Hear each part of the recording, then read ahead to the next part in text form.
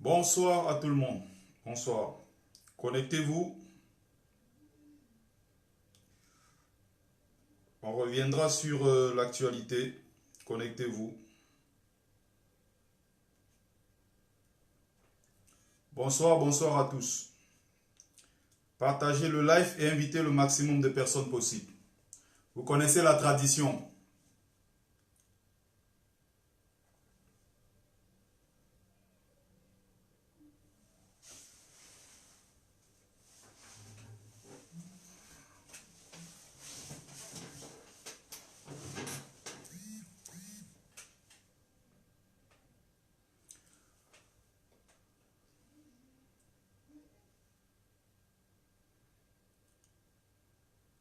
Bonsoir, partagez, partagez massivement. Bonsoir, partagez.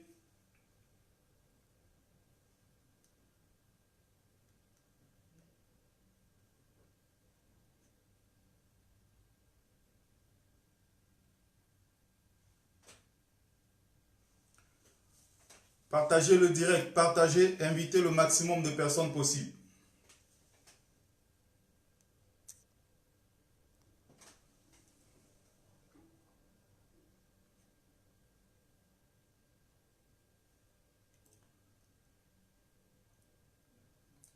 Partagez. On va commencer d'ici quelques secondes.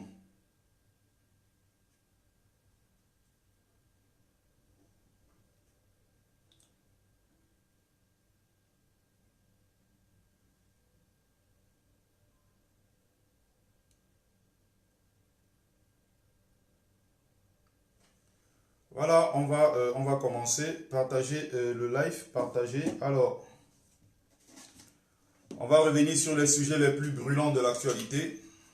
C'est d'ailleurs très très intéressant de revenir sur ce qui s'est passé en Algérie. On va faire le parallèle ici avec le Cameroun. J'ai fait un petit post hier là sur la question. Quand j'ai appris sur BFM TV que le président Abdelaziz Bouteflika et toute son équipe avaient voilà, pris cette décision de ne pas briguer un 5e mandat. Ça, j'étais super content. Je me suis dit, bravo. C'est une petite victoire pour le peuple. C'est une petite victoire pour le peuple, même si les victoires ne sont jamais petites. C'est très intéressant pour les Algériens qui vont devoir prochainement se mobiliser parce qu'il faut bien préciser que la mobilisation n'a pas faibli. Malgré l'annonce de Bouteflika, la mobilisation n'a pas faibli du tout. Les gens continuent de se mobiliser. Les gens continuent à l'étranger même d'ailleurs, en Algérie, en Algérie comme en Tunisie. Il y a beaucoup, je dis bien beaucoup, qui se retrouvent du côté de la Tunisie, qui ne sont pas forcément des Algériens, qui se sont mobilisés, je dis bien qui se sont massivement mobilisés pour soutenir les femmes algériennes. Parce qu'il faut préciser que les femmes algériennes ont une place centrale, une place de choix dans ce combat. L'Algérie, il y a beaucoup, j'ai lu quand même quelques préoccupations, des gens qui me disaient de toute façon l'Algérie, ce n'est pas le Cameroun. Les Camerounais ne peuvent pas sortir parce qu'on va tirer sur eux. Ceux-là n'ont rien compris, c'est des prétextes complètement bidons. Je rappelle que le gouvernement, le régime dictatorial algérien est 100 fois plus dangereux que le régime Biya. Sauf qu'à un moment, c'est des gens qui sont aussi non seulement jaloux de leurs intérêts, je parle ici des dirigeants, du peuple bien sûr, mais surtout, il y a un peuple derrière qui ne lâche rien. Le tout, c'est une affaire de... C'est un problème de rapport de force en fait. Quand les Algériens sentent que le peuple se lève pour dire non au gouvernement, le régime en place sait qu'il n'a pas droit à l'erreur parce que c'est un peuple d'abord qui aime revendiquer. C'est un peuple qui a toujours revendiqué. Donc ils ont le devoir de trouver le juste milieu pour pas que ça flambe dans tout le pays. Ils savent très bien que c'est un peuple de révolutionnaires. Les Algériens ne sont pas comme nous. Il y a certains camers qui m'ont dit de toute façon, vous parlez beaucoup, vous êtes toujours en Europe en train de manifester, Revenez au Cameroun manifester comme nous. Ça, c'est devenu maintenant un classique. C'est toujours ce qu'on entend tous les jours. Le même discours, vous n'allez jamais l'entendre du côté des Algériens. Vous n'allez jamais l'entendre du côté des Tunisiens. J'ai d'ailleurs pris quelques images. Il y a beaucoup qui sont en train de manifester, qui sont à l'étranger. Et ils n'ont pas de problème avec leurs compatriotes qui sont restés au pays. Donc je comprends derrière qu'il y ait quand même beaucoup de frustration, beaucoup de haine gratuite et surtout beaucoup de jalousie de la part des Camerounais qui sont sur place. Je ne dis pas que tous sont dans la misère, il y a des Camerounais qui vivent au pays, qui sont très bien d'ailleurs, qui gagnent très bien leur vie. Mais la majorité, on le sait, c'est des gens qui sont dans la merde et qui souhaiteraient aussi voir les autres dans la merde comme eux. Donc, partagez massivement le direct, s'il vous plaît. Invitez le maximum de personnes. Un direct avec 70 personnes, c'est pas possible. Éclatez-moi ça, explosez-moi ça avec les partages, explosez-moi ça avec les likes, les cœurs aussi, c'est très important. Et surtout, invitez les autres.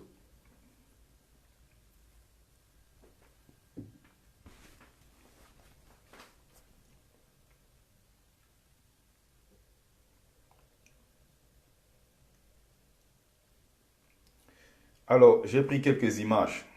On va aller progressivement. Partagez le direct, partagez s'il vous plaît. Envoyez le maximum de likes et de cœurs partagés. Donc, pendant qu'on est en train de... Ah, j'allais oublier quelque chose de très très important. Il y a quelques trucs que j'ai pris, quelques petites notes pour ne pas me perdre et surtout aller à l'essentiel. Ce n'est pas toujours important de faire 3-4 heures de direct. Je préfère prendre le temps, être le plus court possible et être très très pointu dans mon argumentation et surtout limiter ce temps-là pour pas souvent aussi... Je souhaiterais d'abord, voilà, j'ai pas eu l'occasion de le faire. Je vais rendre hommage à toutes ces familles endeuillées. Vous savez, bon, il y a eu le crash, vous savez qu'il y a eu le crash d'Ethiopia Airlines. Ça reste l'une des plus grandes compagnies du monde. Ça reste la compagnie préférée des Africains. Il faut continuer, voilà, de voyager à bord d'Ethiopia malgré tout ce qui est arrivé. Donc, je voudrais juste poser quelques petites questions. Du moins, par rapport à tout ce qui s'est passé, il y a quelque chose qui m'a beaucoup interpellé, il y a quelque chose qui a attiré mon attention. Je me suis dit, mais pourquoi on passe le temps à dénigrer? Pourquoi ce continent qui est tout le temps dénigré est pris d'assaut par les Occidentaux, pris d'assaut par...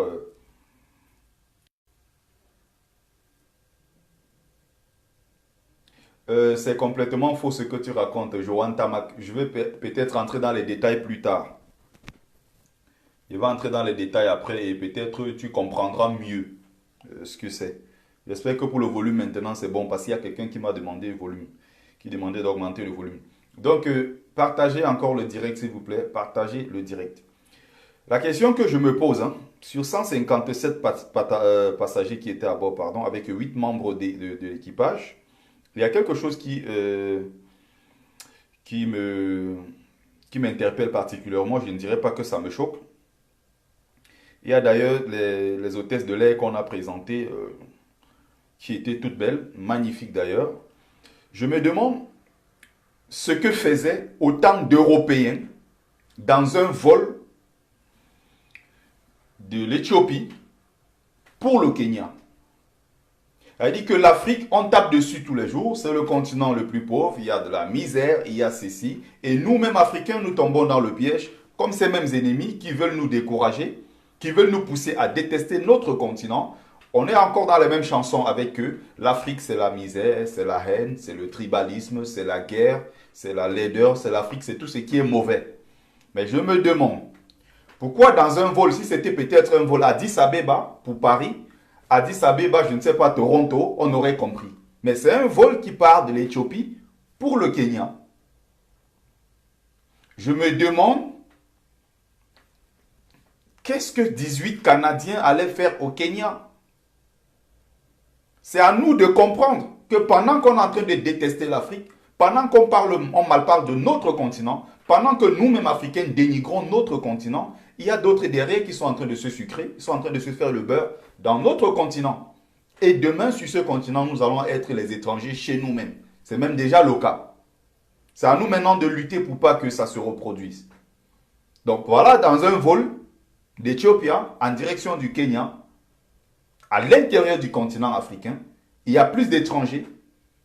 Et la plupart, ce sont eux qui occupent des classes business et autres.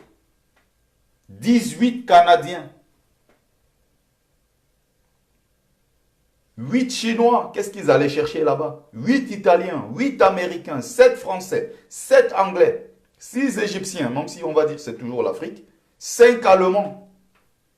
Qu'est-ce qu'ils allaient chercher là-bas? C'est la preuve que l'Afrique, c'est le Eldorado. Ce continent que nous passons le temps à détester. Ceux qui sont en Europe se sentent tellement européens qu'ils dénigrent leur continent. Ceux qui arrivent en Europe se sentent européens, ils prennent des nationalités européennes et se mettent à dénigrer leur continent. Et surtout, ne se battent même plus pour leur continent. Se battent pour l'Europe. Se sentent européennes. Européens se sentent canadiens. Se sentent américains. Pourtant, pendant ce temps, il y a des Français, des Belges, des Allemands, des Canadiens, des Américains qui sont en train de faire le déplacement dans le sens contraire, qui vont en Afrique s'accaparer de nos richesses. C'est la leçon à retenir de ce crash. C'est la leçon à retenir, il faut bien voir. Ils sont encore là, 4 Indiens, 3 Russes, 1 Belge, 2 Israéliens, 1 Norvégien, tous des Blancs, en train de se diriger au Kenya. Donc l'Afrique, il faut bien qu'on commence à se poser les questions. Est-ce que derrière, on n'a pas laissé le Eldorado? Raison pour laquelle, en tant qu'Africain, où que tu te trouves, ton premier combat doit être celui-là, de se battre où que tu te trouves pour que ton pays, ton continent soit libéré. On peut mener le combat étant à l'étranger. Il y a ceux qui m'ont dit, quelques Camerounais que j'ai d'ailleurs pris le soin de bloquer parce que je ne veux plus ce genre de personnes sur ma page. J'ai vérifié, ils étaient amis avec moi. Tout de suite, j'ai bloqué parce que je ne veux plus faire ce genre de débat. Avant, j'avais la force, j'avais beaucoup d'énergie, mais ce temps-là est passé. Si je vois quelqu'un qui veut me perdre mon temps, tout de suite, je bloque. Je ne veux pas me casser la tête avec ça. Donc, le mec trouve que nous parlons beaucoup à l'étranger et on ne veut pas venir au Cameroun nous battre et autres, oubliant que de l'étranger, regardez l'action. Je vous rappelle que depuis tout ce qui se passe en France, il y a beaucoup, le peuple même algérien a manifesté, mobilisation massive sur place en France, en Belgique, en Italie, en Angleterre, au Canada et jusqu'en Tunisie. Vous allez dire que de toute façon, entre eux, il y a de la haine. Mais attention, quand les Algériens se mettent ensemble pour dire non au gouvernement, il n'y a plus l'affaire d'Arabes algériens et Kabyles algériens. Ou bien Chaoui et autres. Il n'y a pas ce débat-là. Ils sont tous Algériens avant tout. Tous Algériens. On tente de nous faire croire que de toute façon, ils sont en opposition. Mais non, quand il s'agit de vrais sujets, ils sont tous ensemble. Ils mettent tous la main dans le même paquet. Partagez massivement le direct. Partagez. Donc, il y a quelqu'un tout à l'heure qui disait que l'Algérie, il faut prendre juste le temps.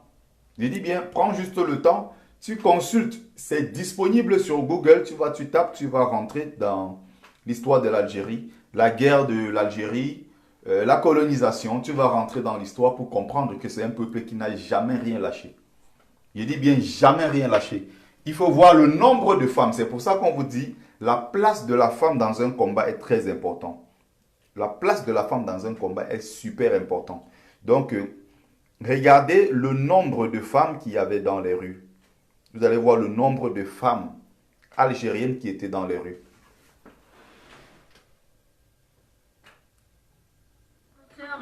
Et mères algériennes là-bas, leur dire qu'on est de cœur avec elles et non au 5e mandat et non au système et on veut une nouvelle démocratie, une nouvelle république, voilà, une Algérie jeune et prospère. Les élites, Partagez. quitter son pays, c'est cette preuve, c'est l'échec de cette société, c'est l'échec de voilà les femmes qui manifestent. De leur politique. On veut construire une Algérie nouvelle. En tant que femme, je revendique la place fondamentale d'Ivo dans ce mouvement et dans ce soulèvement populaire, comme elle a fait en 88 l'intifada et le soulèvement pour le pluralisme, on fait aujourd'hui, on marque notre présence en tant que femme algérienne, Action Femmes, pour que le système... Voilà. Et après ça, il y a beaucoup d'autres images. Regardez comment les femmes se battent. Regardez la mobilisation. Regardez comment les gens se mobilisent pour que les choses changent chez eux. Pour le changement, regardez comment les gens se mobilisent.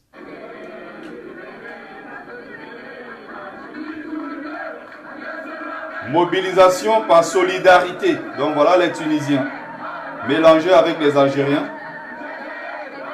qui disent non. Et pendant ce temps, le Camerounais pense que... Un point positif, Inch'Allah, et on doit exterminer ce petit problème qui a duré déjà 20 ans de cela. Il y a déjà le précédent tunisien, et puis il y a eu aussi des révoltes en Algérie. Mais cette fois, on reviendra jamais en arrière. Parce que c'est tout le peuple. Il y a une unité extraordinaire, il y a une prise de conscience comme jamais auparavant. Pendant ce temps, regardez la communion qu'il y a eu entre les Tunisiens et les Algériens pour dire non au 5e mandat d'Abdelaziz Bouteflika. Pendant ce temps, le Camerounais estime que un Ivoirien n'a pas le droit de parler de la crise anglophone. Le Camerounais estime que le Gabonais n'a pas le droit de parler de la crise de Soudan qui est dans son pays, qui sévit dans son pays. Entre-temps, l'Ivoirien pense que pour le problème Gbagbo Ouattara, il n'y a que eux pour en parler et que les autres n'ont pas le droit. Pourtant, ils sont tous africains. Regardez de leur côté ce qu'ils font. Regardez le bon exemple qu'ils montrent. Cette solidarité-là. Entre-temps, nous, on est dans des faux débats. Regardez, la dame, elle a parlé du soulèvement en 1988. Elle a parlé de l'intifada. Elle a parlé du pluralisme et autres. C'est un pays où les gens se sont toujours battus. Les femmes algériennes, le semblant de liberté qu'il y a aujourd'hui dans leur pays, elles sont à l'origine de ce combat. Elles se sont battues. Je le disais ici la dernière fois, beaucoup ne pouvaient pas à l'époque aller à l'école. Beaucoup de femmes n'avaient pas le droit d'aller à l'école. Beaucoup d'enfants également ne pouvaient pas aller à l'école. C'est grâce au combat des femmes algériennes. C'est grâce à leur combat, regardez leur mobilisation.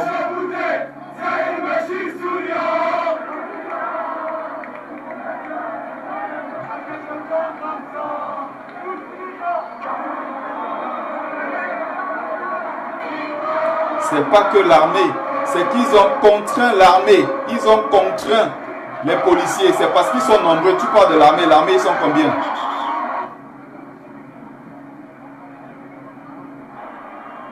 Ils sont combien?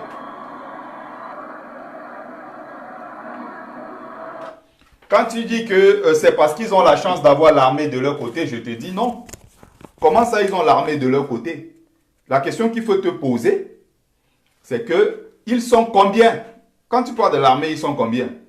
L'armée camerounaise, ça c'est combien d'hommes? C'est justement parce que ce peuple ne s'est pas soulevé. Il ne faut pas tenter de dire que non, c'est parce que l'armée est du côté du peuple. Non, c'est faux. L'armée n'a jamais été du côté du peuple. Que ce soit les policiers, que ce soit les gendarmes, que ce soit l'armée française, ils sont du côté des dirigeants. Ils ne sont jamais du côté du peuple. C'est au peuple maintenant qui est plus nombreux et qui est souverain de contraindre ces gens-là à travailler au compte du peuple.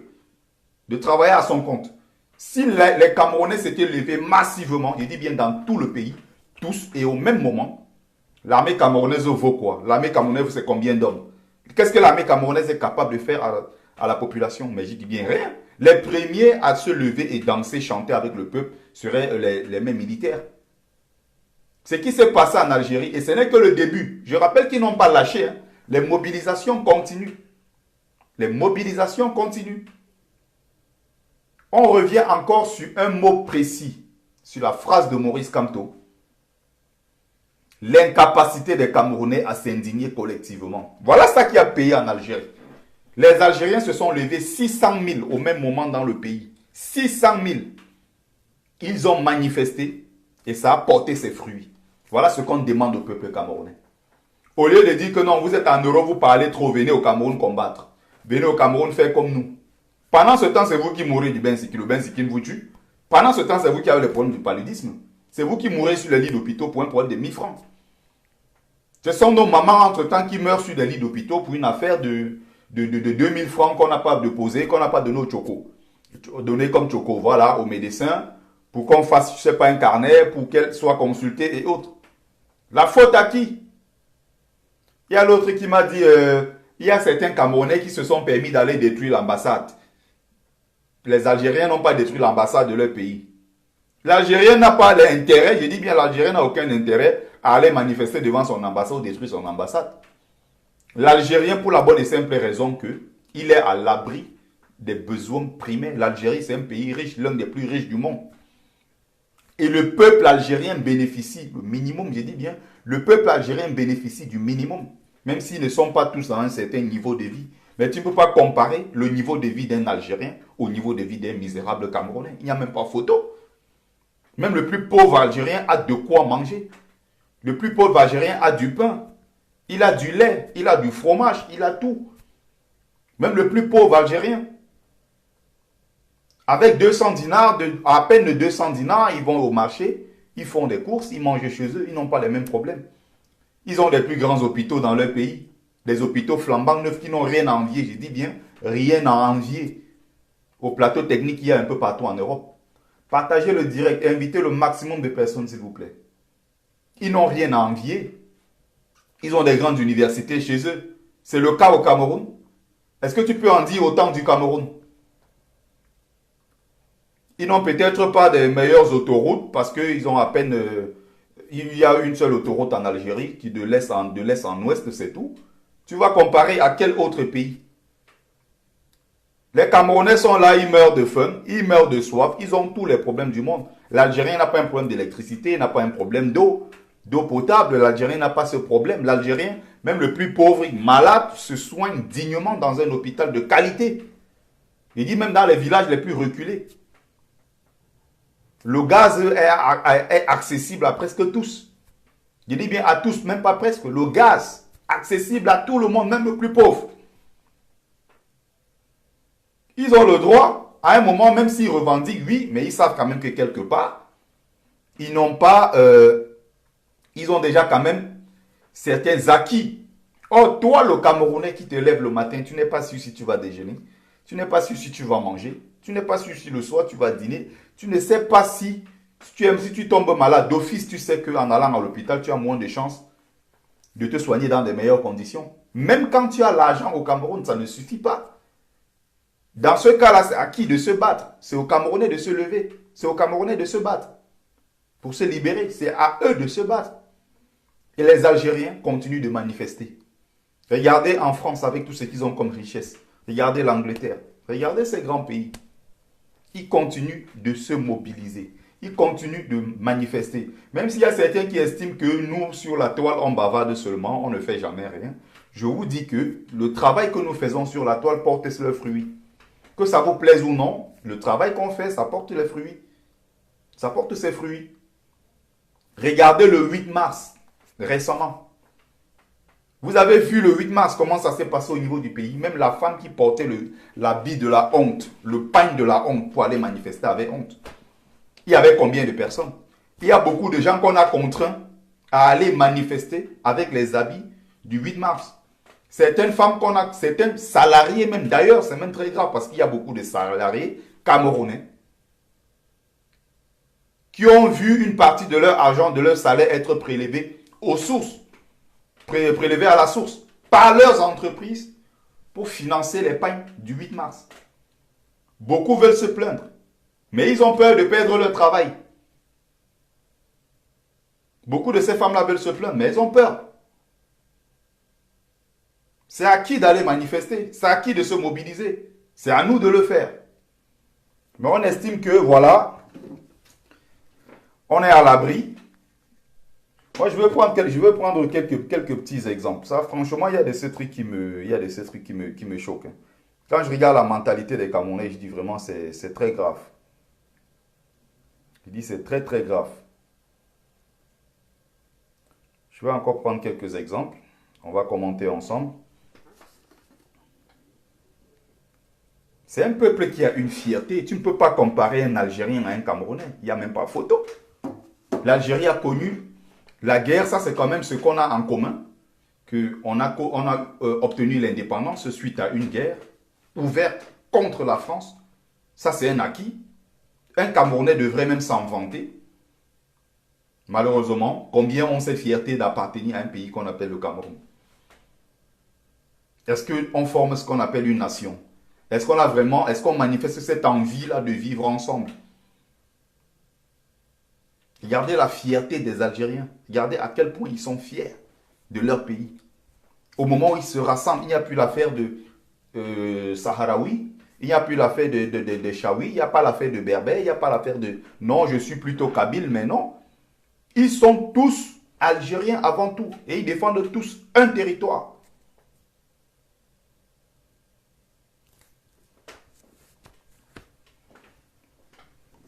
Les gens sont là, ils trouvent que, voilà, de toute façon, au Cameroun, ils n'ont pas assez de problèmes. Et c'est les mêmes qui se plaignent tous les jours. C'est les mêmes qui demandent les Western Union.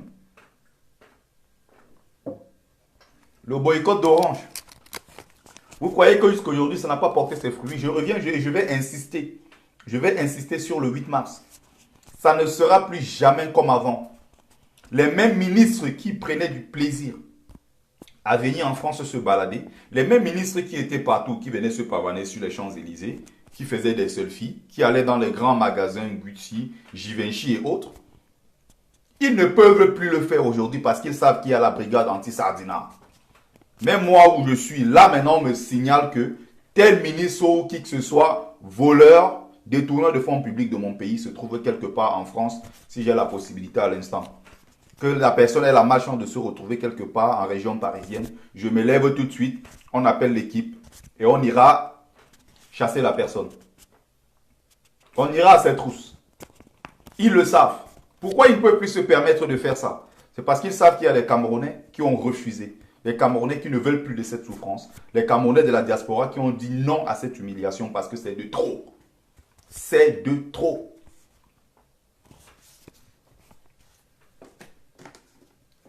Les Camerounais, ils sont allés à l'ambassade, ils sont allés mettre de l'ordre à l'ambassade. Voilà ce qu'ils trouvent à dire.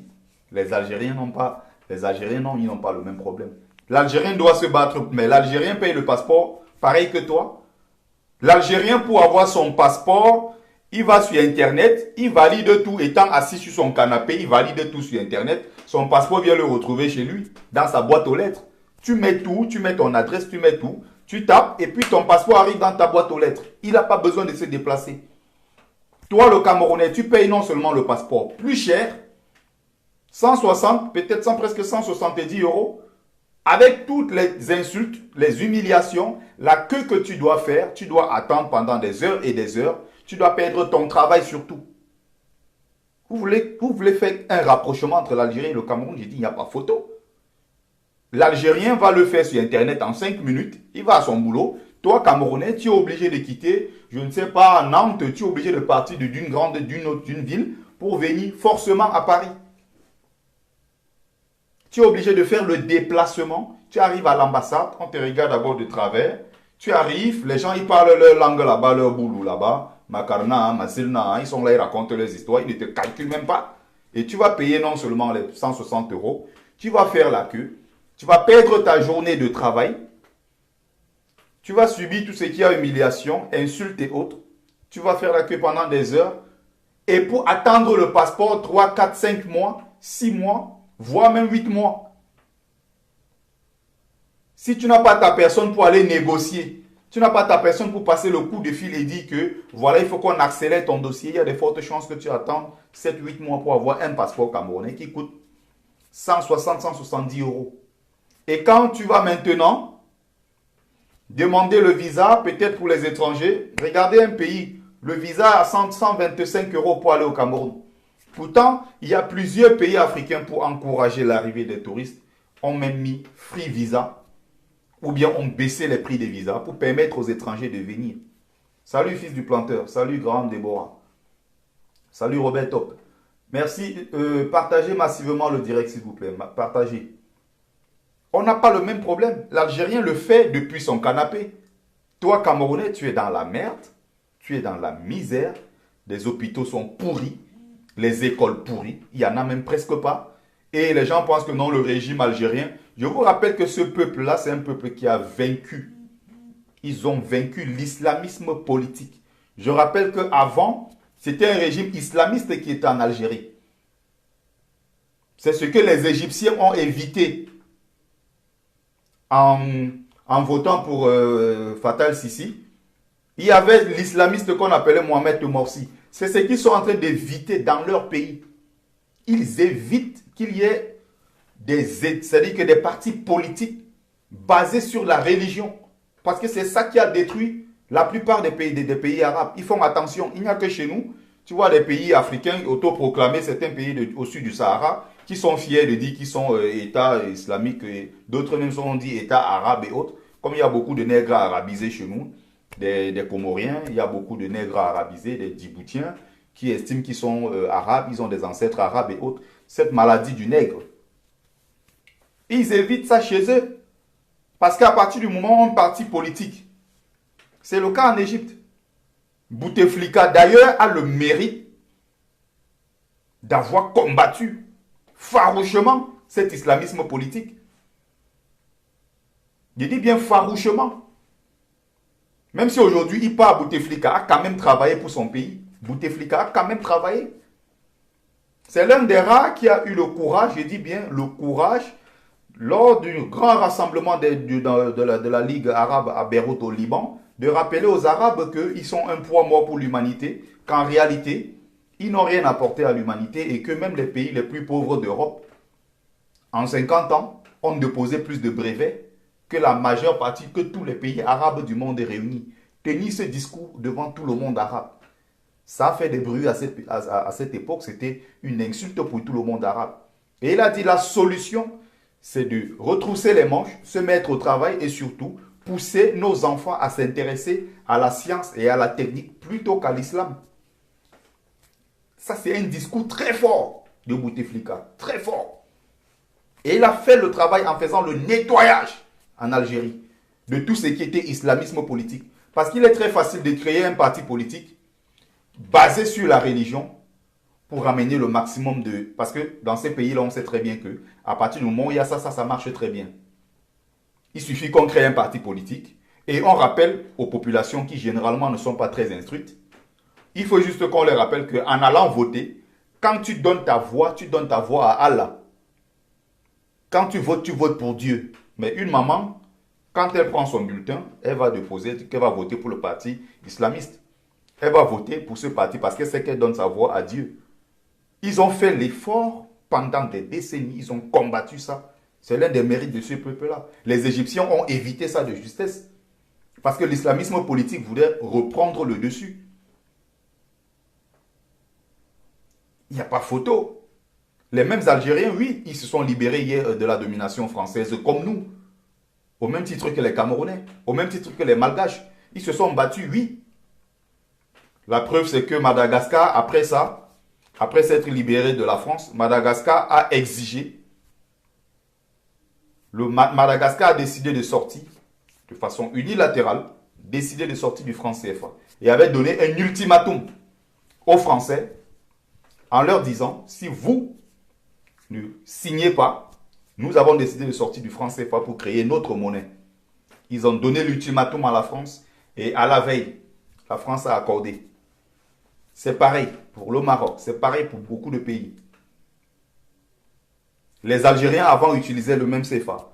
Ils ont dit non à ça, ils ont créé leur monnaie qui est le dinar. Donc c'est des preuves qu'en Afrique, il y a beaucoup. Si on veut, on peut se libérer du franc CFA. Il y a plusieurs exemples d'ailleurs. Il ne faut pas que les gens pensent que non, quand on est dans la zone CFA, on est condamné. Si tu tentes de parler mal du CFA, on va t'assassiner. Non. C'est parce qu'on a des nègres de maison, on a des sous-préfets à la tête de nos États que ça continue. Pour un peuple qui a le minimum d'honneur, un peuple qui a le minimum de dignité, ne se laisse pas emballer par ce genre de choses. Les Malgaches l'ont fait, les Algériens l'ont fait, les Tunisiens, les Marocains, pourquoi nous ne pouvons pas le faire? C'est des questions à se poser. Donc pour revenir sur le cas de l'Algérie, j'ai dit, les femmes se sont battues. L'État, bon, quand on parle de l'État islamique, c'est la branche Al-Qaïda au Maghreb islamique jusqu'aujourd'hui. L'Algérie est en train de combattre. Et c'est un pays, je rappelle, il y a très peu d'eau. Je n'ai pas dit qu'il n'y en a pas. J'ai dit qu'il y a une seule, fils du planteur. Je n'ai pas dit qu'il n'y en a pas. Moi, j'ai des amis algériens. À mon travail, ils me parlent de leur pays. Il y a l'autoroute d'est en ouest. Donc, pour revenir dessus, c'est très important. Les Camerounais peuvent faire pareil. Au lieu de rester là à dire que les Algériens, de toute façon, l'armée est du côté du peuple. Non, l'armée n'a jamais été du côté du peuple en Algérie. Que ce soit la gendarmerie, que ce soit... C'est parce qu'ils ont compris qu'ils ont été dépassés par les événements, comme on dit. Les policiers sont sortis. Pendant un moment, ils ont tiré. N'oubliez pas, ils ont tiré. Hein. Les policiers ont tiré sur les populations en Algérie. Hein. On n'en parle pas assez. Hein. Ils ont tiré. Sauf qu'à un moment, ils se sont rendus compte que, mais non. Ils se sont rendus compte que le peuple était vraiment mobilisé. Imaginez dans tout le pays. Imaginez la ville de Douala, on parle de près de 4 millions. Le dernier recensement, je ne sais même pas combien. Quand on parle de Douala, on parle de environ 3 à 4 millions d'habitants. Si ne serait-ce qu'un million se lève, il y a combien de policiers dans Douala? Combien de gendarmes? Donc pour ceux qui nous critiquent en disant que nous restons sur nos fauteuils, nous manifestons à Paris et qu'on n'a jamais rien fait, je vous rappelle que le 8 mars a été NAS, c'est justement parce que nous faisons des mobilisations. C'est parce que nous ici, nous sensibilisons au quotidien. C'est parce que nous avons appelé au boycott du 8 mars que ça s'est passé comme vous avez vu là. Donc il ne faut pas dire que nous ne foutons rien et qu'on est juste là pour bavarder. Si ces mêmes dirigeants ne peuvent plus aujourd'hui venir à Paris, comme je t'ai en train de dire tout à l'heure, se soigner en Suisse, se reposer à l'hôtel intercontinental, c'est justement parce que derrière, nous n'avons pas lâché. C'est clair, je suis très déçu de la situation actuelle, très déçu même d'ailleurs.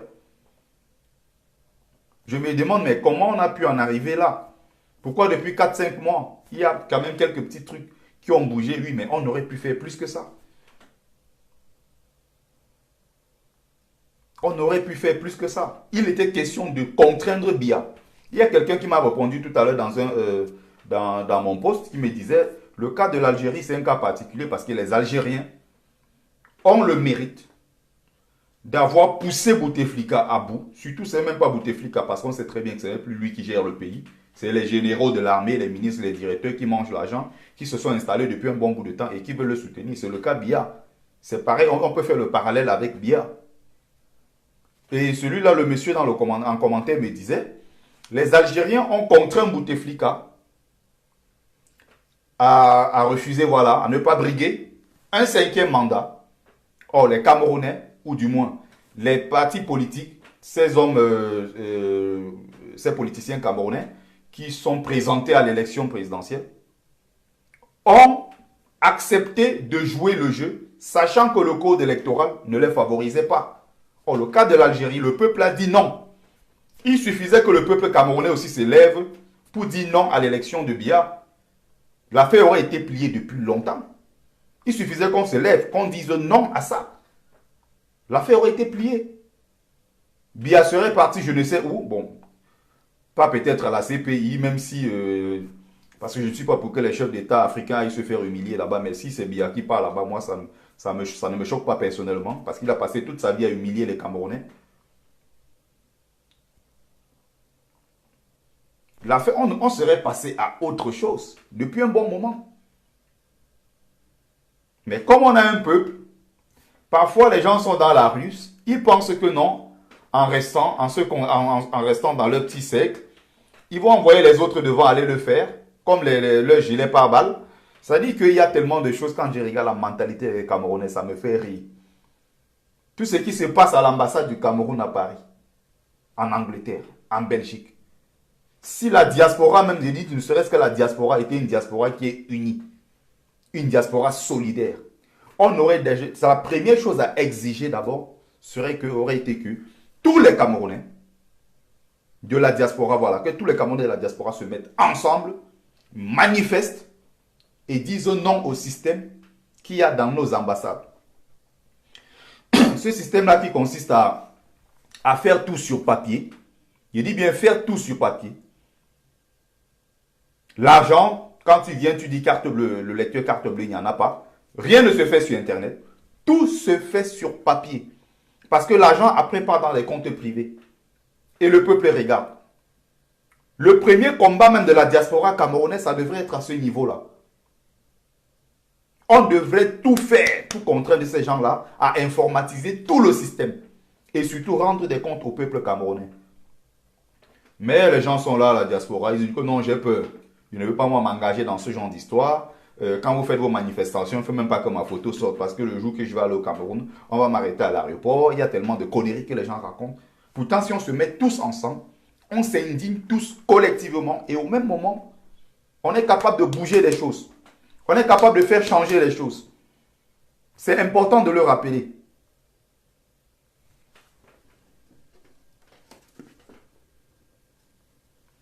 C'est pour ça que moi, je peux conclure en disant que les Camerounais, y compris moi-même, les Camerounais, c'est des morts vivants. C'est des morts vivants. C'est un peuple qui n'existe presque pas. Un peuple complètement amorphe. J'ai du mal avec les Camerounais. Mais quand il s'agit du Congo, ça, regardez tout à l'heure ce que, je ne sais pas quoi, c'était là. Parce qu'elle a annoncé un direct où elle va répondre quoi à Fleur de Lille. Son affaire de striptease et quoi. Il y avait 1300 personnes en ligne. Incroyable.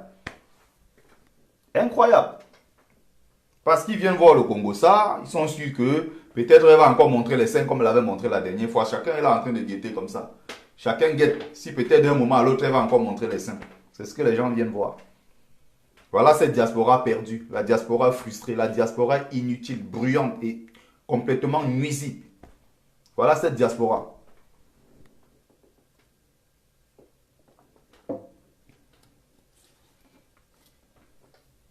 Puisque nous on fait la révolution sur Facebook. Bah si, la révolution se fait aussi sur Facebook. C'est l'un des moyens les plus puissants aujourd'hui, les plus efficaces pour communiquer. Je rappelle que Donald Trump a gagné l'élection aux États-Unis avec Twitter. Il n'a pas eu besoin de toute une équipe de professionnels, de journalistes, de caméras et autres, non. Il suffisait qu'il annonce sur son compte Twitter, je serai en conférence demain à telle heure dans tel état. Tout le monde s'y rendait. Avec Twitter, il a gagné l'élection. Pour le cas de Biya, Biya a fait même le miracle. C'est-à-dire que le même Biya promet au peuple camerounais, il dit qu'il va discuter avec la jeunesse camerounaise. Biya a créé le compte Facebook. Je ne sais même pas si les gens sont au courant. Biya a créé le compte Facebook, après il a oublié le mot de passe. Ah, Cameroun. À un moment même, c'était plutôt Twitter. On a dit que le président a créé le compte Twitter. Biya veut communiquer désormais avec la jeunesse camerounaise. Il va de temps en temps inviter les Camerounais à venir découvrir le palais des Tudui. Et à un moment encore, le vieux Biya a oublié le mot de passe de son Facebook. Il a oublié le mot de passe de son Twitter. Ah, les Camerounais, on nous prend pour des cons. On mérite cette humiliation. Nous méritons ça. Nous ne méritons pas le respect. Parce que nous ne voulons pas le chercher. Ça se mérite. Il faut aller le chercher.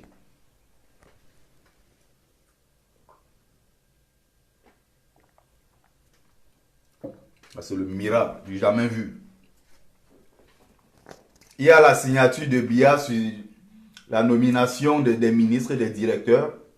À la présentation, c'est lui le premier. C'est lui qui demande, mais celui-ci c'est qui? On dit c'est ton ministre de Tchèque, mais qui l'a nommé? On l'a nommé quand? Le gars n'est même pas au courant de ce qui se passe dans son propre pays. Il n'est pas au courant. Merci. Celui-là qui parle du Front National de Libération, quand quelqu'un commence à utiliser ce genre de...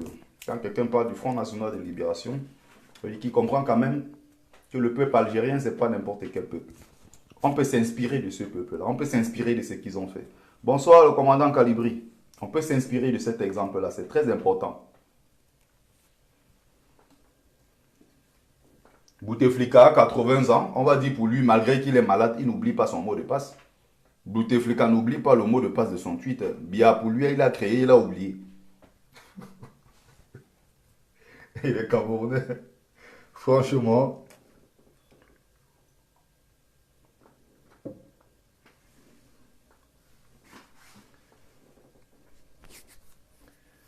Voilà, on va continuer d'ici peu. Je vais vous donner la parole pour ceux qui veulent bien la prendre. Donc, continuez de partager le direct, s'il vous plaît. Partagez massivement le direct. Et surtout, envoyez le maximum de likes et de cœurs. C'est très important.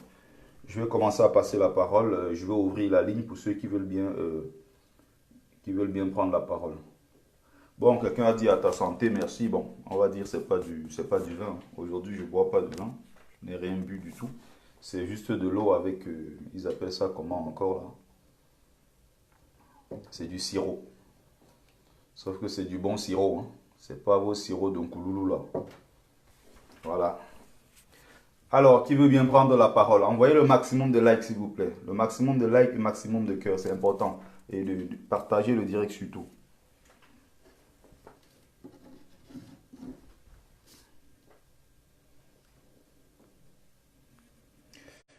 Donc, il y a aussi une autre actualité. On parle des, comment dire ça, de quoi, un groupe de quoi, secrétaire, ambassadeur de quoi, du Cameroun, tantôt, les Américains vont se rendre, les diplomates. Moi, ce genre de choses, quand je lis ce genre d'actualité, à un moment, je me dis, on est très mal parti. Donc, les Camerounais sont encore là dans ce rêve-là, que c'est les Américains, c'est les diplomates américains qui viendront nous libérer du régime dictatorial de Biya. Ça, c'est incroyable. C'est incroyable. On a oublié que c'est les mêmes gens qui ont des multinationales chez nous. On a oublié que c'est les mêmes gens qui, tous les jours, pillent nos richesses et on compte sur les mêmes gens pour nous libérer. Ça, c'est très grave. Quand je vois les Camerounais qui sont fiers, ils applaudissent, ils ne font qu'à attendre. Oh, le 17 mars, on attend le 17 mars. Parce qu'il y a quoi, secrétaire, quoi, je ne sais pas quoi, américain qui va arriver au Cameroun. Mais il va arriver, ça va changer quoi? Pardon, c'est une humiliation, c'est une honte même pour le peuple camerounais. Que quelqu'un parte de l'étranger pour prétendre venir libérer notre pays et qu'on soit là à regarder. Je dis, c'est très grave. C'est comme ceux qui prient. Ils prient que Biya meure. Je dis, c'est une humiliation. Que Biya meure aujourd'hui, c'est une humiliation pour le peuple camerounais. Donc pendant 37 ans, on a été incapable de le dégager. Au point où, en dernier ressort, les gens sont dans les églises, dans les mosquées, ils prient pour que Biya meure. C'est très très grave. On a été incapable de faire partie Biya. On compte maintenant sur les étrangers pour venir libérer notre pays de la dictature, de la tyrannie. C'est une honte. C'est pour ça que je disais que nous sommes d'une laideur inimaginable. Dans mon texte que j'ai publié avant-hier ou hier, nous sommes d'une laideur pas possible. Quand moi je me regarde, me dis moi descendant de Oumyobé, je dis j'ai honte, je ne ressemble pas à ce monsieur parce qu'il est trop grand pour nous. Ernest Ouandjé sont trop grands pour nous. Les Félix Moumier, tous ces gens-là, les Raphaël Fauting, mais ils sont trop grands pour nous. Nous ne sommes pas leurs descendants légitimes. Les descendants, comme on dit, les descendants fiers, non.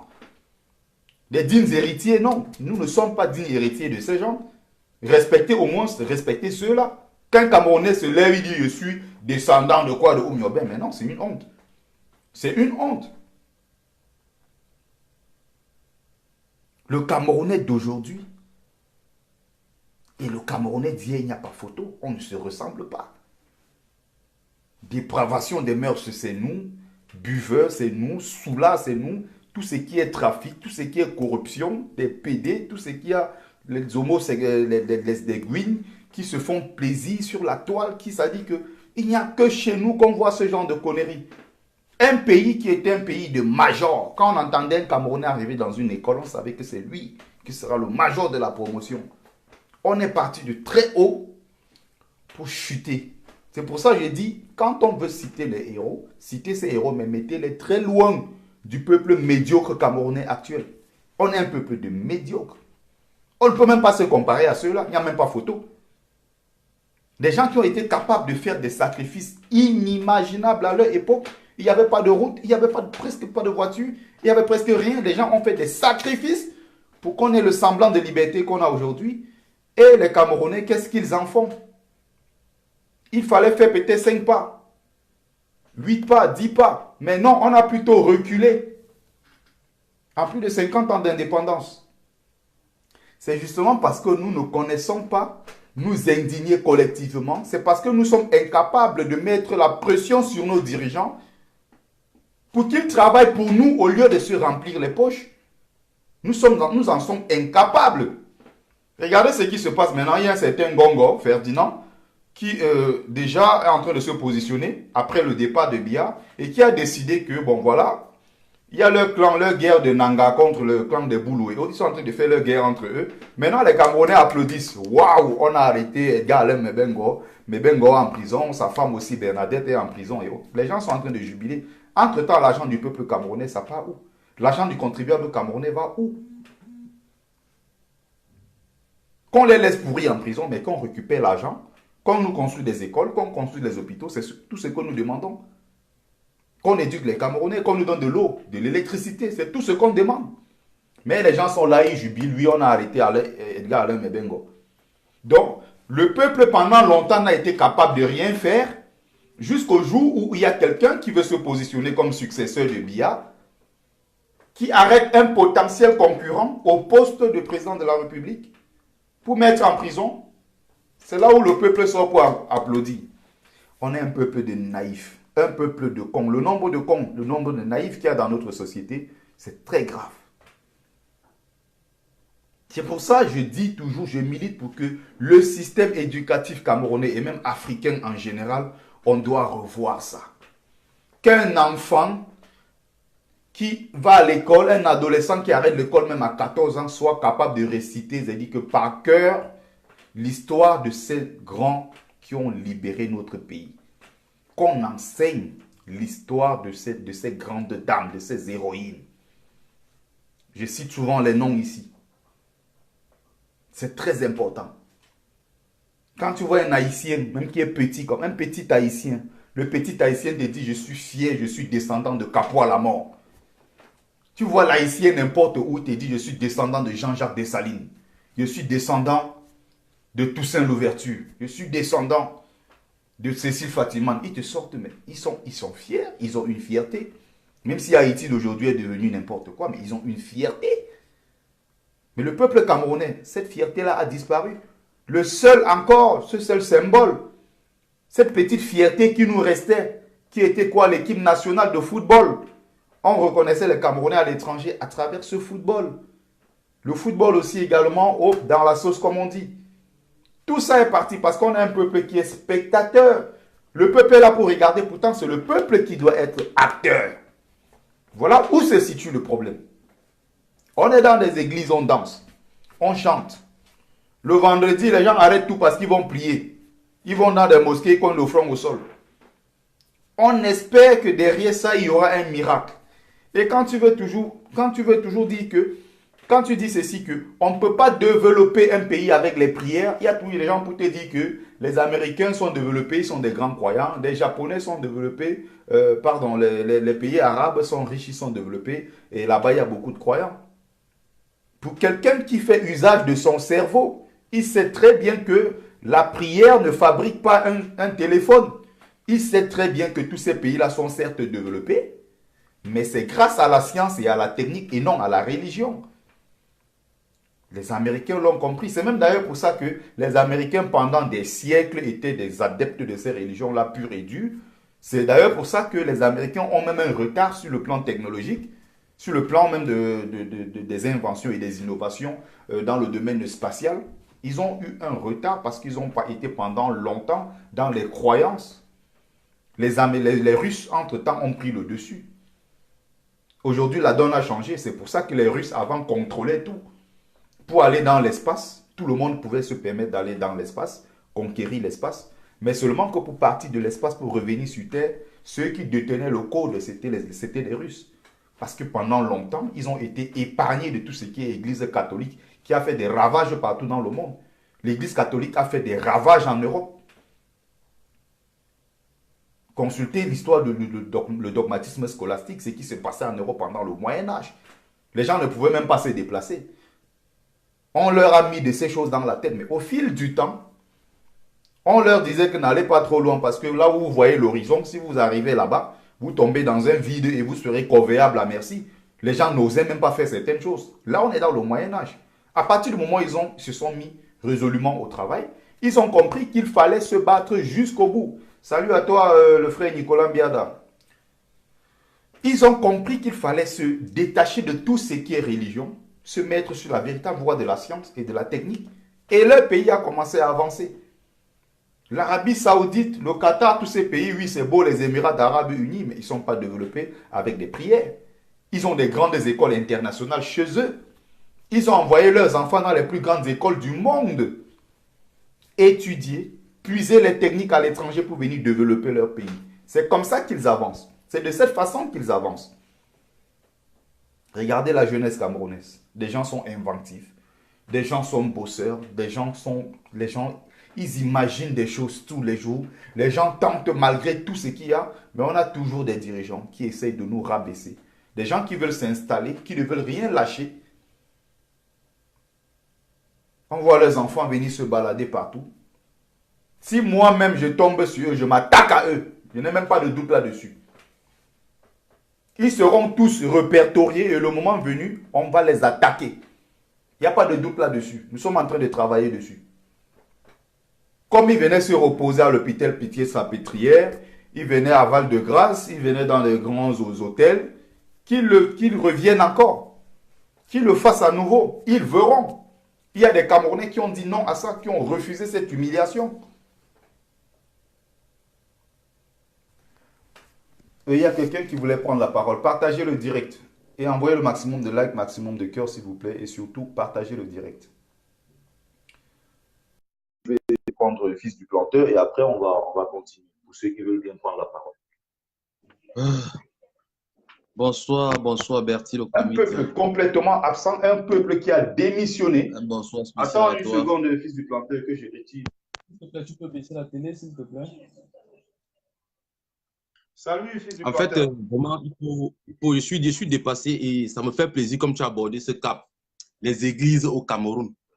Je ne sais pas, même la sorcellerie vaut la peine que l'histoire là. Je ne comprends pas pourquoi le Camerounais, même pas le Camerounais, l'Africain est aussi vraiment perdu au sens d'oublier, d'être capable d'oublier ses parents qui l'ont accouché, d'oublier ses propres frères, parce que un pasteur, un salaud lui a dit que ce sont les démons comme ils ne font pas la même église que lui. C'est pour ça qu'ils sont tous maudits.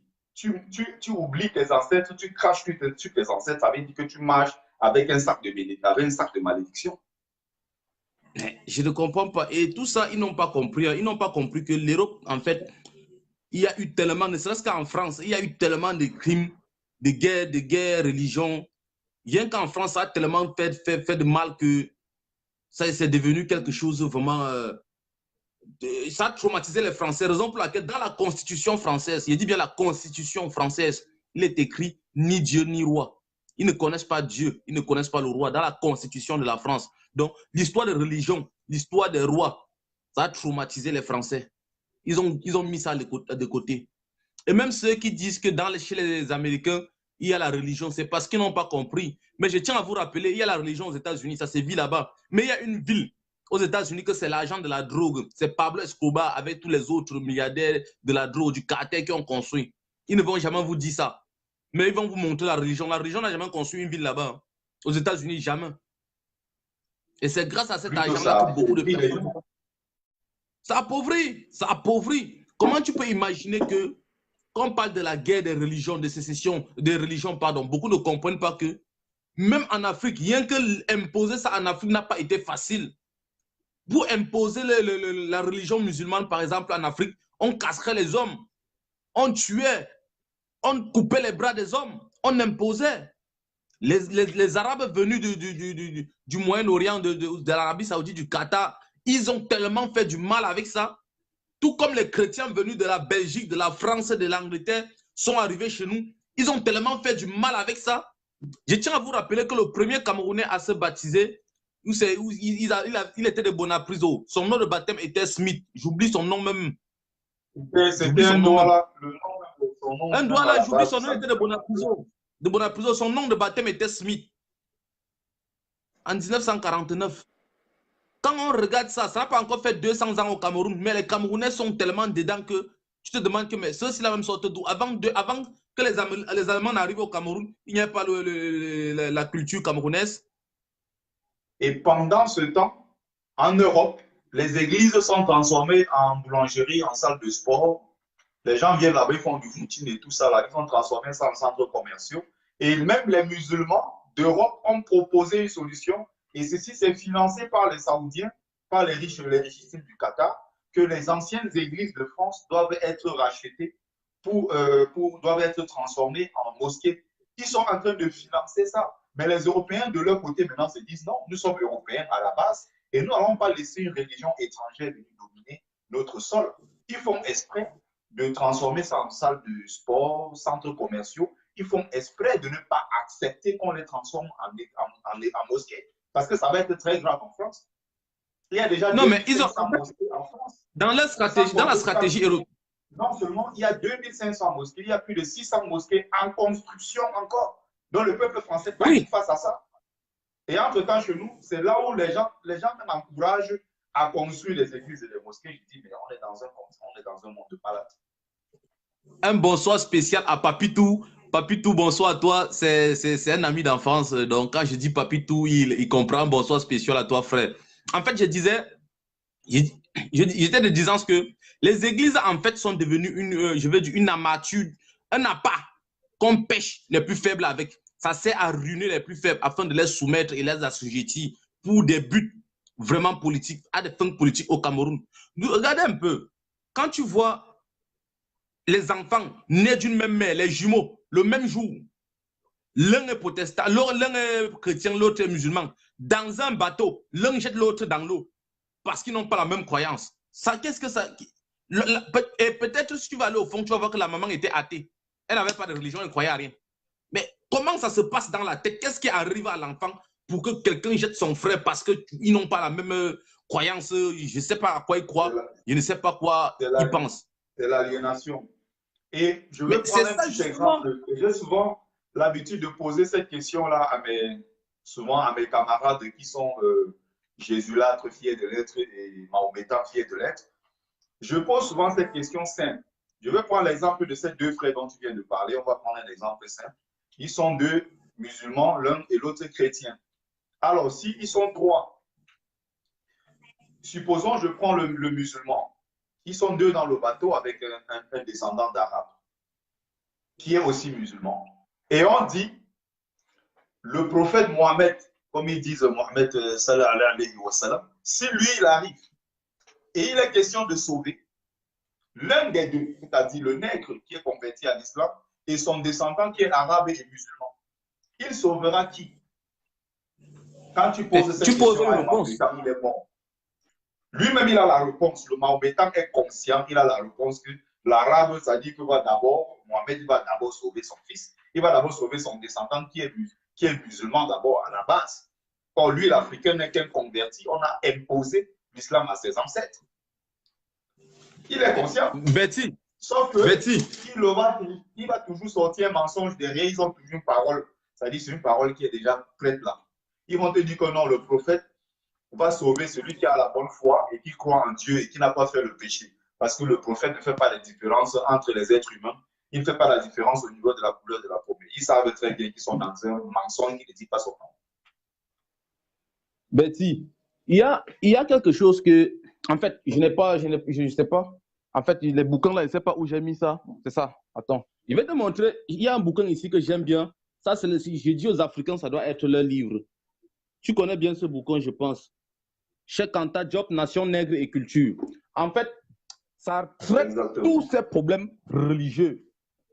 Ce bouquin, ce livre, ça traite tous ces problèmes de la religion dont on nous a apporté. Tout est à l'intérieur.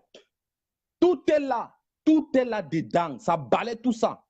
Alors, quand je regarde un Africain être là en train de prier un Jésus ou un Mohamed, je me pose toujours la question de savoir comment.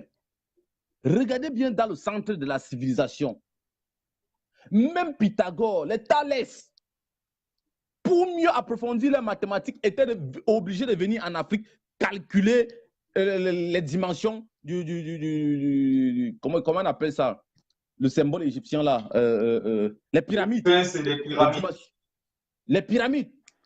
Ils étaient obligés de venir pour calculer les dimensions de la pyramide pour pouvoir démontrer que oui, ils sont des mathématiciens, qu'ils sont des philosophes. Mais pourquoi l'Africain va venir en Europe chercher une religion qui n'existe pas en Europe, que les Européens eux-mêmes ont refusé? Je prendrai l'exemple sur le Camerounais. Tous les jours, il dit que Dieu, Dieu. Oh Dieu, oh Dieu. Mais quand tu arrives en France, Même les églises là, c'est devenu des symboles de tourisme où on vend les bougies là-bas à 2 euros, 3 euros, 5 euros. C'est devenu un lieu de commerce. C'est devenu un monument touristique. Ça ne sert plus à rien. Eux-mêmes, dans la constitution d'un État, il est marqué ni Dieu ni roi. Pas de Dieu, pas de roi. Mais l'Africain, le Camerounais est derrière. Celui qui vient te dire que quelque chose est bien, il ne pratique pas. Il fuit. Il vient chez toi, il te dit que l'uranium, il te dit que ton uranium est mauvais. Il vient avec ça chez lui, mais il te dit que l'uranium est mauvais. Pourquoi il laisse Dieu qui dit qu'il est bien? Il chasse chez lui, il vient déposer chez toi, et l'uranium qui est mauvais chez toi, il prend pour mettre chez lui. Ça ne nous dit rien. On est derrière, on est perdu. Tellement. Regarde dans ce livre, on nous dit, dans ce livre, c'est dans ce bouquin que j'ai compris, que Cham, l'ancêtre des Noirs, en fait, si j'ai bonne mémoire, c'est dans Genèse, je ne sais pas quel chapitre, mais c'est dans Genèse, que Cham, l'ancêtre des Noirs, il était maudit parce qu'il était maudit, il était noir parce qu'il était maudit, parce qu'il a vu son père nu. Raison pour laquelle son père l'a maudit. Et nous sommes devenus noirs. Il est devenu noir, l'ancêtre des Noirs. Mais je ne comprends pas. Je ne comprends pas. Il y a, Cham, il y a tout, l'ancêtre des Noirs. il y a tout à l'intérieur de l'ouvrage. Sauf que ça fait, la version, cette version-là, ça fait plus de 500 pages. C'est là où l'histoire parle de Noé et surtout de Canaan, on présente les Noirs comme les descendants. Il parle de tous ces gens, il détaille tous ces les détails sont à l'intérieur, sauf que dans la religion. Donc les Africains refusent de comprendre tous les jours. L'Africain va prendre le temps de lire la Bible, lire le Coran, mais il ne prendra pas le temps de lire Nation et Agriculture. Et voilà où nous en sommes. Ce sont les conséquences. Il ne lira pas. Et ce que Betty, il y a quelque chose qui m'interpelle. Regarde, on nous dit bien que on nous dit que le canal de Suède, quittant de l'Égypte, parce que on nous dit bien, les Juifs sont entrés en Égypte, une famille de 12, au nombre de 70. Ils ont fait 400 ans en Égypte. L'Égypte était nègre. C'était une famille de bergers et affamés, très malfamés, qui se sont déplacés, qui ont fait le déplacement, parce qu'ils n'avaient pas d'eau sur leur terre. Ils avaient faim, ils n'avaient rien, ils s'étaient rendus en Égypte. Quand tu lis Nation d'agriculture, c'est bouleversant. C'est le premier niveau d'initiation. Mais ils n'avaient rien. Le pire, c'est qu'ils tombent sur les Nubiens. Les Nubiens, aujourd'hui, qui est en partie le Soudan du Nord, une petite partie du Soudan du Nord, aujourd'hui, et une partie de la Libye, aujourd'hui, la Nubie. Quand ils tombent là-bas, ils font des métis. Puisque la Libye, je vais dire, l'Égypte antique était nègre, ils font des métis. Et des métis, donc en fait, si on veut mieux voir, c'est comme Haïti d'aujourd'hui, parce qu'il y a des métis en Haïti, parce que les colons y étaient depuis fort longtemps, il y a des métis là-bas. Mais Moïse arrive pour délivrer ce peuple. Cette distance qui quitte de l'Égypte antique pour la terre promise, où c'est au Juda, où c'est au quoi là, de l'Israël là, en Israël, ça fait 640 km. Moïse a marché 640 km en 40 ans. Et quand tu divises ça, il marchait 15 mètres par jour. Mais mon frère, sois un peu intelligent. Sois intelligent. Il marchait 15 mètres par jour. Il les amenait où? Où est-ce qu'il les amenait? L'histoire dormie. Mais ce sont les histoires dormies debout. Ça n'a pas de sens, ça. Donc, le point A au point B, c'est 640 km. On dit qu'il a marché 40 ans. Mais 40 ans, comment? Comment il a fait pour marcher 40 ans? Et nous, on nous demande toujours de rester croire. Croire à quoi? Aux drôles d'illusions? D'autant plus que dans nos croyances antiques, même les Blancs n'ont pas eu le courage. Je dis bien, ils n'ont pas eu le courage d'entrer dans certains lieux sacrés chez nous. Et j'en suis témoin parce que si on ne le dit pas, il y a une version de l'histoire du Cameroun dont beaucoup ne disent pas. Ces documents ne disent pas. La version de l'histoire racontée par nos grands-parents qui étaient vraiment au fin fond du maquis. Comment Wandje se protégeait? En fait, à l'ouest Cameroun, plus précisément à Bazou, en allant vers Bassoumdjan, il y a une qualité d'herbe là-bas, Betty. Quand tu traverses à t'aveugle pendant 24 heures, c'est où Wandje se a payé de son sang de ses soldats. Parce que quand ils traversaient cette herbe, ça les aveuglait. Ils mouraient de faim. Ils mouraient parce qu'ils se retrouvaient, ils retraversaient.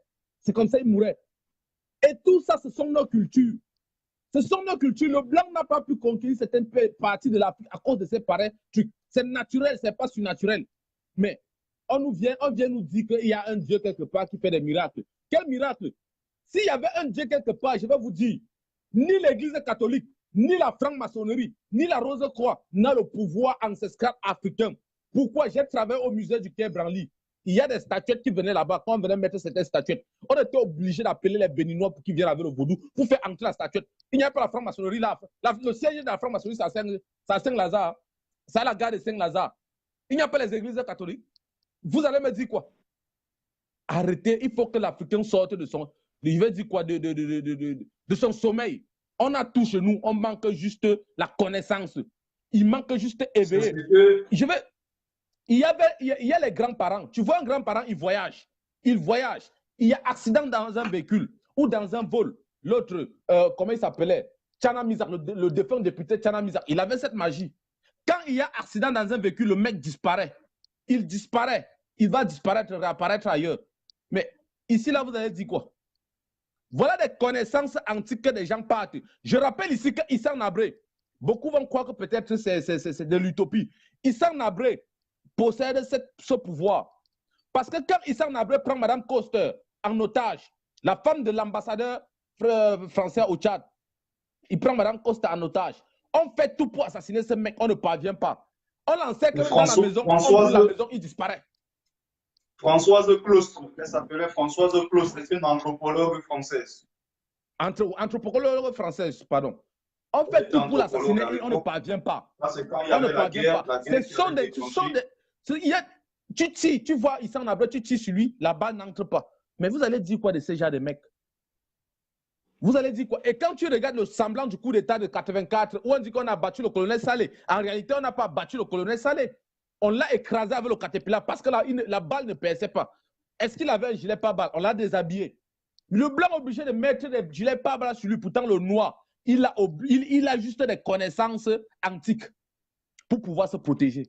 Voilà de quoi. Voilà comment on a dénudé le noir. On a dénudé l'Africain. Il a abandonné des connaissances et il a pu aller ailleurs. Regardez un peu le cas de Guillaume Soro Guibafouri, le président de l'Assemblée nationale ivoirienne. En 2006 ou 2007, quand on a bombardé son avion, il est sorti dedans comme s'il partait à la cuisine. Vous croyez que c'était de sa force? Vous croyez que c'est pour rien? Vous pensez que c'est pour rien? Je rappelle que c'est un crash de vol. Explosé à un RPG, le lance-roquette. Le missile solaire. C'est ça qui a explosé son vol. Il est sorti. En fait, c'est ce qu'on appelle, c'est ce que Doumbi Fakoli a appelé dans son dernier livre, l'utilisation. Il a appelé ça l'énergie naturelle, contre l'utilisation de l'énergie naturelle contre l'énergie artificielle. C'est-à-dire l'Africain a un certain pouvoir que malheureusement, on a certaines valeurs qui nous ont été léguées par nos ancêtres, que nous avons mis malheureusement au tombeau à cause de l'arrivée de ces religions. Parce que dans l'islam, non, il ne faut pas toucher à ça parce que c'est de la sorcellerie. Tu as vu la statuette, il y a une statuette de vaudou, une statuette qui est d'origine de la Côte d'Ivoire. Aujourd'hui, il y a 3000 femmes dans le monde et 90% de ces femmes sont des femmes blanches. Oui, c'est un musée, c'est dans un musée. En fait, cette statuette-là, on a voulu ramener ça à Quai Branly.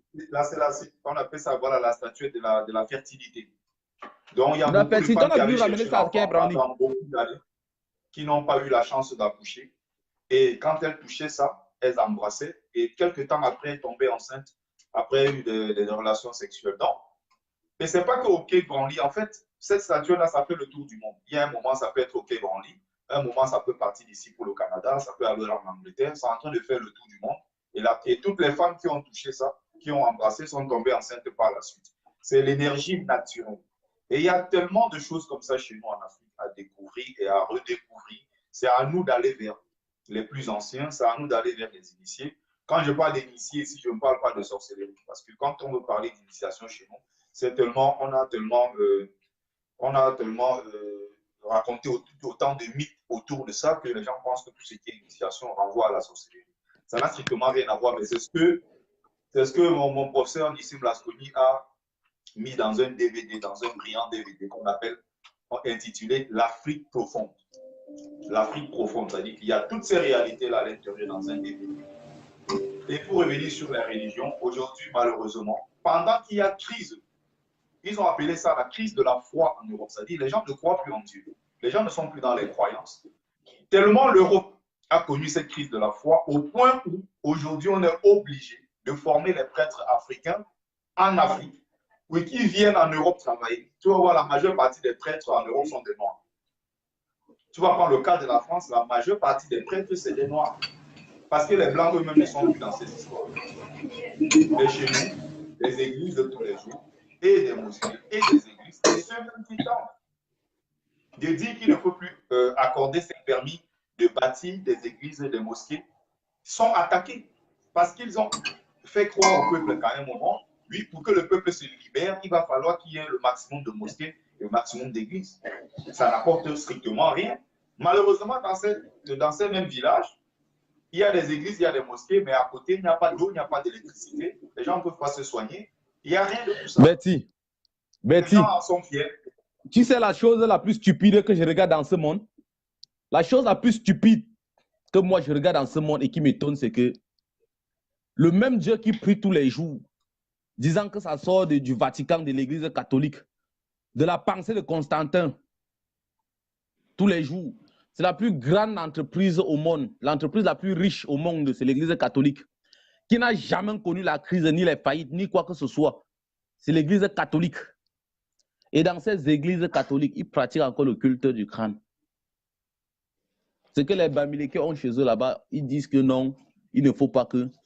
Il faut comprendre qu'on nous a tellement aliénés, on nous a enlevé de ce qui était essentiel pour nous donner l'inutile, afin de nous permettre de ne pas pouvoir avancer. Raison pour laquelle nous, les Africains, aussi à quelque part, nous sommes beaucoup en tort. Beaucoup en tort. Parce que quand on veut croire, on croit aveuglement.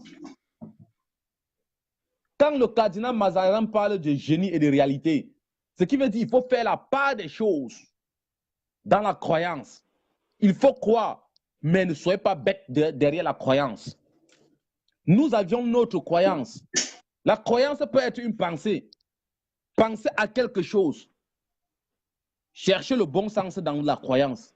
Arrêtez de toujours de dire que non, ce qu'on fait, le pasteur a dit que le pasteur n'est personne. C'est un petit couillard, c'est un petit cuion qui cherche surtout à enceinter les filles de l'église, de sa soi-disant église et se lever partir.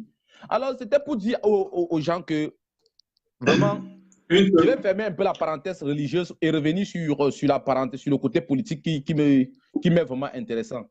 Alors, il y a quelqu'un aujourd'hui qui a essayé qui veut me faire croire, voilà, il dit quoi? En fait, il m'a envoyé la photo de son âme et sa photo comme il est garde présidentiel. Il veut m'intimider. Il croit qu'il va m'intimider. Mon type, tu es libre de penser, de m'attendre à Yaoundé.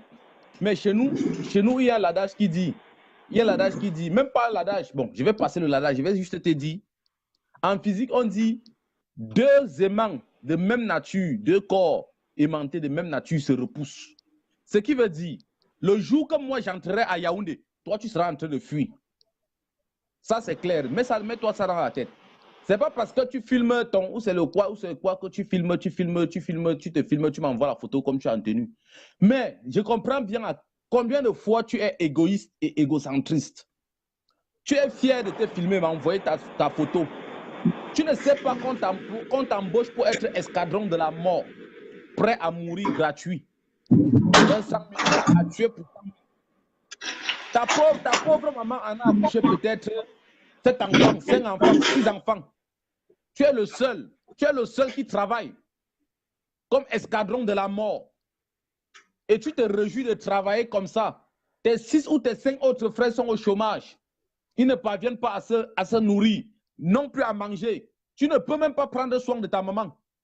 Mais ceux-là qui viennent pour t'aider, pour que toi, tu puisses comprendre d'où va la vie. Que tu ne sois plus un homme contraint, que tu sois un homme libre, que tu travailles par conviction et non par convention. Parce que ton travail que tu fais aujourd'hui, ce n'est pas de foi.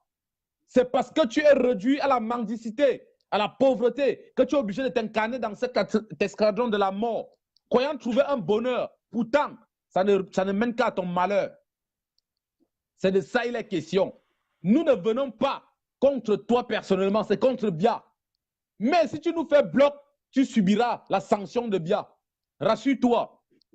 Parce qu'au moment où tu seras en train de te battre, Bia sera en train de prendre la fuite. Et quelques gardes plus rapprochés pourront le suivre. Ce n'est pas vous tous. Égale à je vais toi. passer un bonsoir à mon papa. Papa Emma, bonsoir. J'espère que tu vas très très bien. Continue, fils du planteur. Égale à toi. Parce que la justice révolutionnaire, elle est très, très, très, très violente. Et le peuple camerounais te regarde. Tes enfants que tu as mis au monde te regardent. Ta famille te regarde. À toi la conscience. Parce que beaucoup de militaires camerounais, c'est quand ils vont à la retraite qu'ils se posent des vraies questions. Mais quand ils sont en service, ils ne se posent jamais des questions. Pourquoi ils ne se posent pas des questions? Parce qu'ils sont, je vais dire, il y a la brasserie qui coule à flot dans les casernes militaires. Voilà où le fruit de leur pensée se retrouve dans les bouteilles d'alcool. Ils ne pensent à rien. Tous les soirs, on vous endort avec l'alcool. Vous croyez que vous avez atteint votre apogée. Vous détenez des AK-47, vous pensez que vous avez la maîtrise de la force, de la violence. Je tiens à vous rappeler, la violence n'appelle que la violence. On ne brise pas le cercle de la violence avec la violence. Parce que la vengeance est voisine. La vengeance est voisine de la violence. Et comme vous vous cachez sur le pseudo-nom politique de Paul Biya ou rien, je vous rassure que nous, on se cache sur le pseudo-nom Cameroun ou rien. Rassure-toi, le Cameroun ou rien, vous allez partir nous laisser. Mais c'est à l'heure là, c'est au crépuscule de vos jours, de tes jours en particulier, que tu comprendras pourquoi Mobango voulait se suicider. C'est parce que la main qui se cache à la fesse finira par toucher le caca. Oui, c'est de ça les questions. Il ne faut pas qu'il paye de ses actes. 20 ans, 40 ans de prison qui pourrissent là-bas tous. Voilà pourquoi, au crépuscule de vos jours, tu penses que Mobango va se suicider, pourquoi? Ce n'est pas parce qu'il a mal de la prison, c'est parce qu'il sait ses enfants n'ont plus d'avenir. Il n'y a plus d'avenir. C'est le devenir de ses enfants. C'est comment vont vivre ses enfants. C'est ça. Et c'est le couple prisonnier. Un couple prisonnier, il faut comprendre. C'est de ça les questions. Ils périssent en prison. C'est de ça les questions. Tous. Et comme vous, ce Mobango, je ne pense pas que toi qui veux m'intimider, et d'ailleurs, ne pense pas que tu peux m'intimider. Parce que avant que je n'arrive en Europe, j'étais au Cameroun. Et ce que j'ai fait au Cameroun, tu vas finir ta formation militaire, servir Paul Biya, tu ne vas jamais faire. Je dis bien, tu ne vas jamais faire. Pas en mal, hein? Tu ne vas jamais faire. Mais je te rassure juste, je te dis que tu seras le dernier. Et quand tu seras en train de pleurer, même la voix pour parler, tu n'auras pas. Tu n'auras pas. Et maintenant que tu es sur tes deux jambes, j'espère que tu sois seulement blessé au combat pour voir comment tes enfants, combien de fois tes enfants vont souffrir. Pourtant, tu servais un individu inconscient. Donc, toi-même, tu veux servir, pas parce qu'on t'oblige de servir.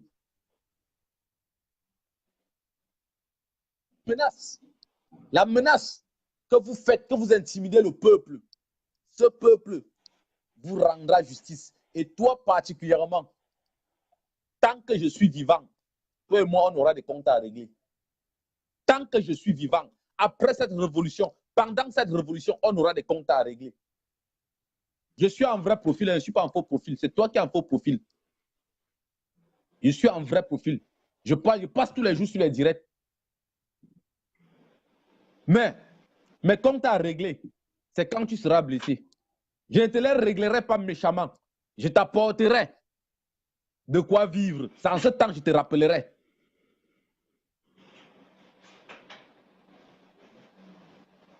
Alors, mon frère, mets tes expressions en valeur. Car les miens, je les mets en valeur. Et retiens, la révolution ne déclenche pas un jour. Même le rebelle naît sain. Ce sont les actes, les actions des uns et des autres qui conduisent certaines personnes à se rebeller. Et un révolutionnaire est animé par le plus grand sentiment d'amour qui peut exister. Raison pour laquelle les révolutionnaires se battent toujours pour les plus faibles. Et moi, je t'ai dit, je t'apporterai mon soutien. Je vais te répondre. Le jour où tu n'auras pas, et c'est ce jour que je te rappellerai. Toi et moi, on est ensemble. Merci. Merci beaucoup, fils du planteur. Merci. Merci. Très bonne soirée. Je vais prendre quelqu'un d'autre. Alors, je vais prendre quelqu'un d'autre pour conclure avec juste 2 mots sur ceci. Dans ce que j'étais en train de vous dire tout à l'heure, le symbole de la fierté algérienne. C'est un peuple qui a une fierté, c'est ce que nous n'avons pas chez nous, malheureusement. Je vais vous montrer une petite vidéo qui dure à peine 2 minutes. On appelle la fierté. Un Algérien qui est fier de son pays. Il adore son pays. On aimerait avoir des Camerounais comme ça, qui parlent du Cameroun à tort et à travers. Au moindre truc en Algérie, pas